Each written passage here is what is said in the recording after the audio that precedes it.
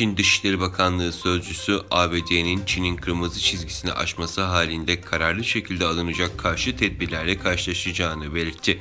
Sözcü, ABD Temsilciler Meclisi Başkanı Nancy Pelosi'nin olası Tayvan ziyaretinin Çin ve ABD arasında daha çok üst düzey temas kurulmasına yönelik havayı bozup bozmayacağı sorusu üzerine ABD tarafının olası ziyaretten doğacak tüm sonuçlara katlanması gerekeceğini söyledi.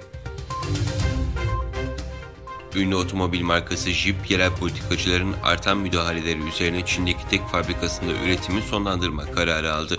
Stellantis, dünyanın en büyük otomobil pazarı olan Çin'deki tek Jeep fabrikasını kapatıyor. Şirket bu kararın nedeni olarak ise yerel politikacıların artan müdahalesini işaret ediyor. Şirket geçtiğimiz hafta yaptığı açıklamayla Çin devleti tarafından işletilen Guangzhou Otomobil Group'la 12 yıllık üretim ortaklığını sonlandırdığını duyurmuştu.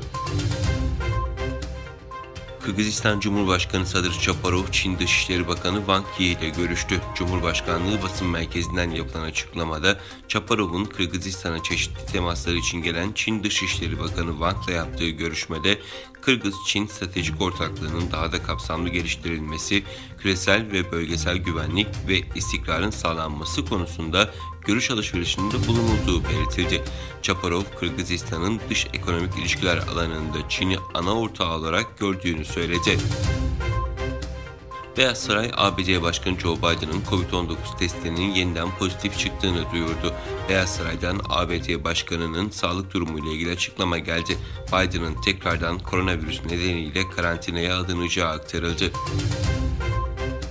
İran'da Tahran eyaleti başta olmak üzere ülkenin büyük kısmını etkisi altına alan şiddetli yağışlardan kaynaklı seller nedeniyle hayatını kaybedenlerin sayısı 61'e yükseldi.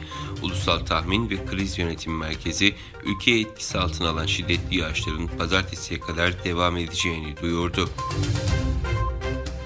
Mescid-i Haram ve Mescid-i Nebevi İşleri Genel Başkanlığı tarafından her yıl olduğu gibi bu yılda Kabe'nin örtüsü değiştirildi.